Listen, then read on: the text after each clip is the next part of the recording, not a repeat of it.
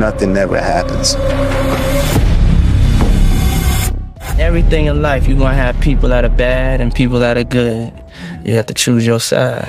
Puffy, Puff Daddy, Diddy, Sean Combs, all of these reincarnations, all those name changes are attached to really bad deeds. You know, God told me to do nothing. But you understand, you're doing something. Other people that need to do something, because this is ridiculous. Y'all watching, us watching this shit. You feel me? So he wants me to do nothing and to figure out whatever. I know you, Puff. I know you hide things well. I know you bury things well. I know you lie well. Send it to us. That's why God telling me not to do nothing. Y'all do it. Y'all see it. Y'all watch this shit. You didn't think I would ever get to the point of telling people what you've done. I'm not really supposed to be doing that. Put us in a room with people who don't know. And he's the most powerful man. I want to fight for, just and not guilty. I want to have a life to be able to live. It's really going to be hard for me to take more hits than I take it. We need the core theme to be, you didn't do anything wrong. We're losing sight of the big picture, man. It's the middle of September and there's still no indictment. Then you have to have a spokesman. You have to have some sort of comms to constantly be pushing that, Mark. When you're a leader in that way, it's admirable until you get to the point where you want to control everyone around you. He got to that point. It's like Scarface, the movie. I want the world and everything that's in it. But you got everything. Hey, yo, New York, we did it! Harlem, we did it, Mount Vernon, we did it! Nobody's gonna be bigger than me. Sean is the 1% of the 1% of the 1%. We'll never see a Sean in my lifetime again. Ever. It was like the more money he got, the more power he got, the more power he got, the more money he got. And he always felt like money can get him out of everything. I do feel it's important that we let the public know from the juror standpoint, just kind of how we reached the verdict. It's not everything that the media has put it out to be. You want to put the stuff in my fanny pack, King? He's creating a narrative always. He is the best storyteller in hip-hop. He thinks he's Black Superman. I can do what I want. You can't go on for long in life doing the things that he was doing before something eventually happens.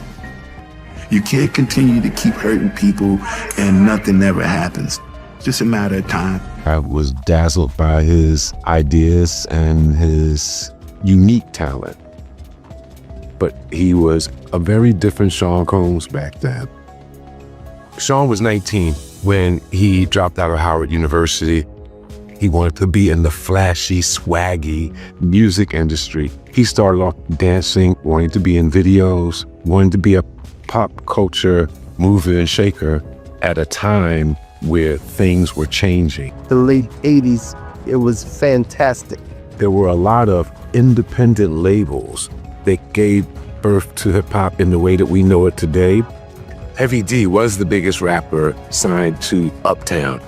We called him the official mayor, and his influence reached all the young people in the neighborhood, including the young Sean Combs, who was at Mount St. Michael High School, a Catholic private school. He would knock on Heavy D's door every day. The only entrance into hip-hop at that point was Andre Harrell and Russell Simmons. Into the corporate hip-hop world, into the money. Sean had impressed Andre enough to give him an internship, and that was the beginning. He had the Gumby, and he looked like a scholastic dweeb, but Sean was so determined. Andre Harrell, Heavy D, I'll Be Sure, they had all the money and all the power, and I was like, I don't know what they did, but that's what I want to do. Sean grew up with the illusion of what masculinity looks like. My first encounter with Sean, I remember it like yesterday. My family, we rented the first floor of Sean's house. I was my mom and dad's only child. So now Sean has somebody to brother up with. We experienced a lot of firsts together. I didn't know much about him. I know that he had a big ego. I met him around 89, 90. My job was to promote music videos. And Puffy, he was always doing the party promotions, so he's always like handing out the flyer. They were the most successful parties at that time, but they were all about promoting himself. I went to a party for a good friend. It was getting very late. Puffy is like, oh, you know, I'm having an after party at Andre Harrell's house. Puffy is like very polite, you know, and thanking me for helping him. And he asked me, oh, wow, I just got this call, you know, this girl backed out of this music video, you know, can you do it? And I was like, I don't do music videos. And I needed a ride back to Manhattan. So I went along, and I never forget, I had the same clothes on that I had from the night before. The music video was called Straight from the Soul by Finesse and Sinquist. The whole premise was for me to jump out the car and go with these girls and get away from the pimp guy. Was there ever a time that Sean Combs assaulted you? Yes. Someone called me up and told me that, he said, you know, he has, you know, video. And I was like, what? I approached a lot of people for help. I got things like, what do you want me to do about it? To, if I help you, I can't get into his parties. I avoided him for a very long time. I ran into him one day. He came to me. He got on his knees and swore he did not do this thing to me and denied it. And that was the very last time I talked to him. If you think you already know the full story, think again. You don't. We're breaking the reckoning down episode by episode, and when you line up the timeline of these revelations, it becomes genuinely terrifying. I'm walking you through the clips, the reactions, and the exact moment the case flipped on its head. This is the complete season breakdown. Just 2 months after Sean Diddy Combs was sentenced to 50 months in prison, Netflix released what many are calling the most explosive celebrity exposé of the decade. Sean Combs, The Reckoning, directed by Alexandria Stapleton and executive produced by 50 Cent. This 4-part docuseries isn't another music biography, it's a full autopsy of a collapsed empire. Episode 1 doesn't open with scandal, but with a dream.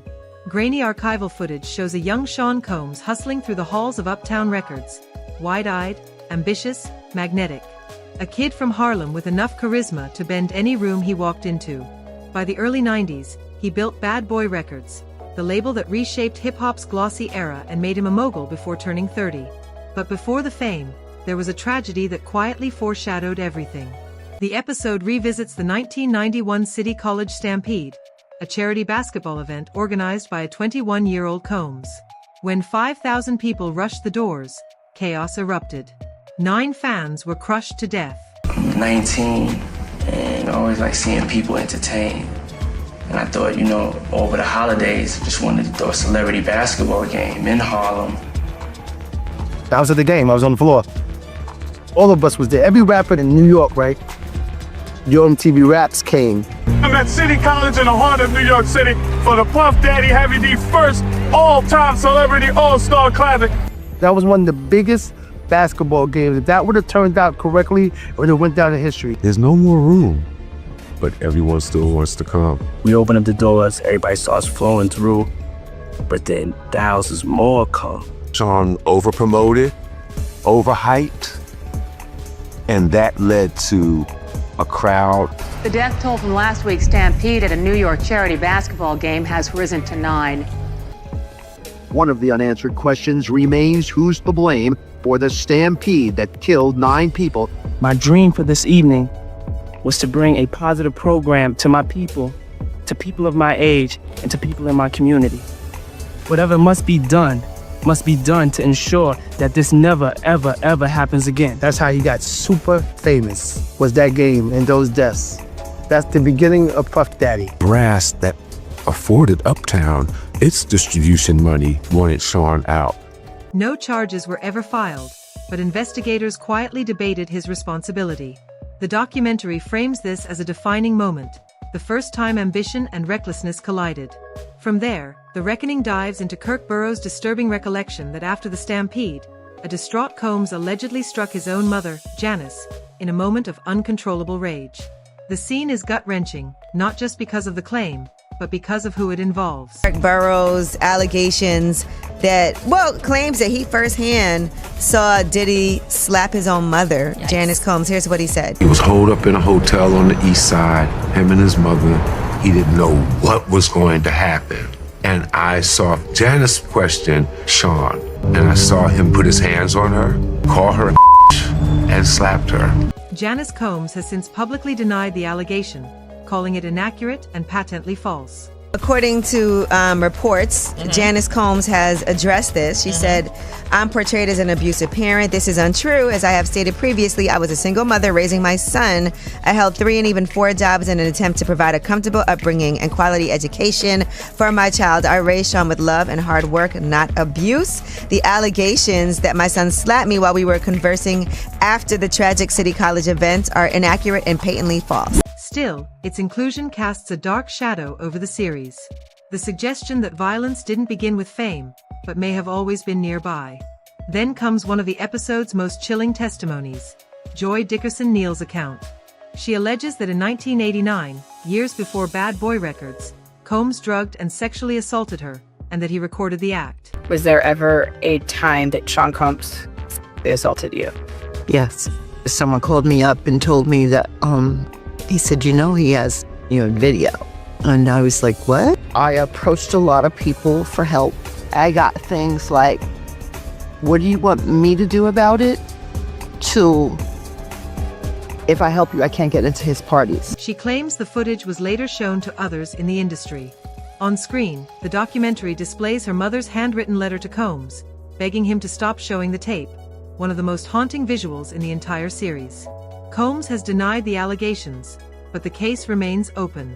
What director Stapleton captures so powerfully is the central paradox of Diddy's rise. Every success carried a shadow. The episode title, Pain vs. Love, isn't just about relationships, it's about the battle between control and compassion, between the polished public image and the private chaos beneath it. By the episode's end, the tone shifts.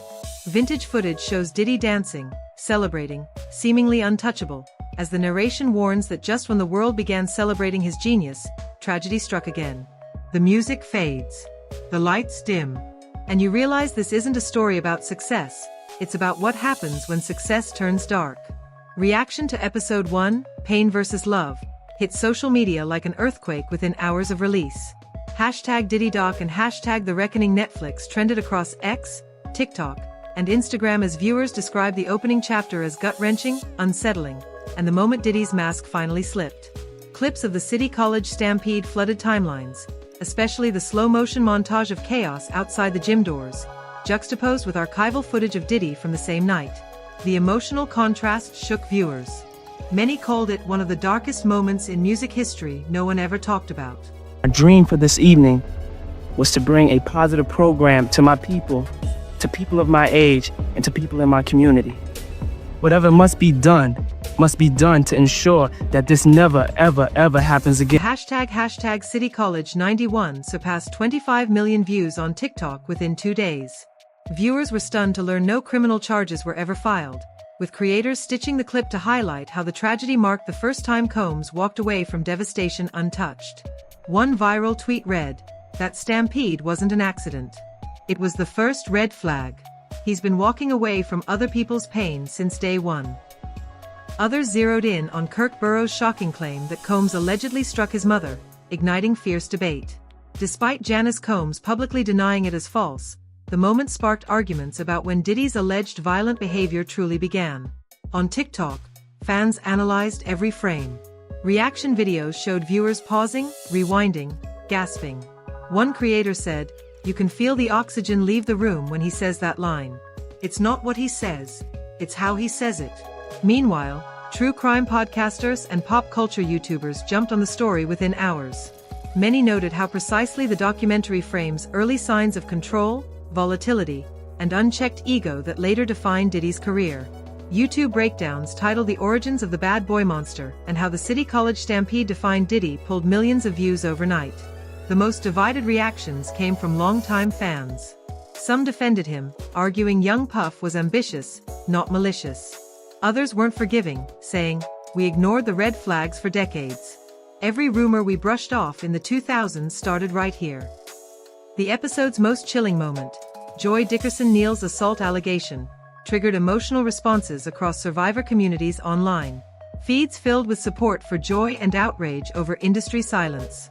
Her mother's letter became a heartbreaking symbol of how power can bury truth for decades. Industry insiders quietly weighed in as well. Former Uptown Records staffers, anonymous but verified on X, hinted the doc barely scratched the surface of what really happened behind closed doors. Music journalists noted that the episode reframed Diddy's origin story not as rags to riches triumph, but as the blueprint of unchecked power and impunity. As the dust settled, episode 1 left audiences shaken, not by fame, but by pattern. From the City College tragedy to early abuse allegations, viewers began connecting dots hidden in plain sight. One comment under Netflix's official trailer captured the mood perfectly. "This isn't a documentary. It's a confession from history we refuse to hear."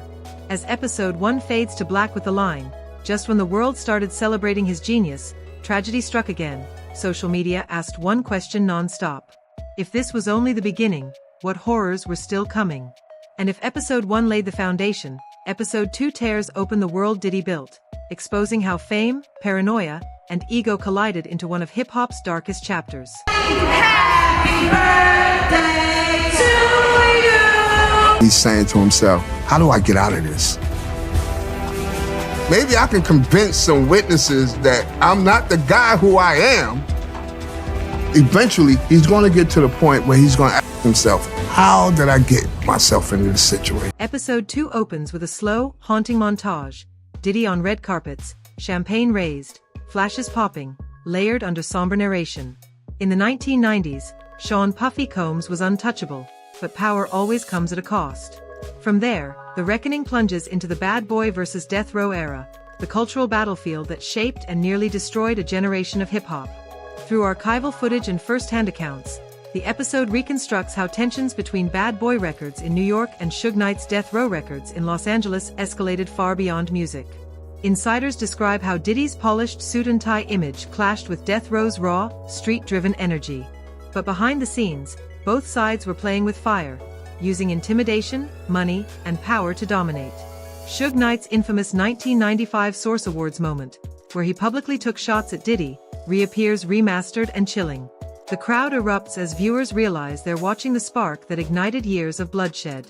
One former Bad Boy executive sums it up bluntly: it stopped being about music. It became about who owned the streets, and Puff wanted that crown. Midway through the episode, the tone shifts again. Former LAPD Detective Greg Kading, who led the task force investigating Tupac Shakur's 1996 murder, takes center stage. Sitting in a dimly lit room, Kading reveals sworn testimony from Dwayne "Keefe D. Davis, a Crips member who claimed the gang was offered $1 million to assassinate both Tupac and Suge Knight. You said that Puffy called and said, "Was that us?" And you didn't say nothing. I didn't say nothing. Yeah, you're right. Apparently, there was supposed to be $1 million that Zip was supposed to bring back, but he ended up keeping the money and buying a nightclub with it. That's what the FBI said. The FBI said that. Yeah. You guys never got any money? Never. For anything? Signed Biggie in 1992. People didn't know we had to produce Biggie's album for Uptown. He was an Uptown artist. Sean was insanely jealous of Biggie and Pac's friendship. You know, when I was around Big, I felt like he really loved me. I felt like if I left the room, he wasn't gonna say nothing bad, or somebody said something bad about me, he would defend that. There's a yearning for him to have that complete, total control. You're my artist, you're my best friend, I make hits with you. Why do we need him in the picture?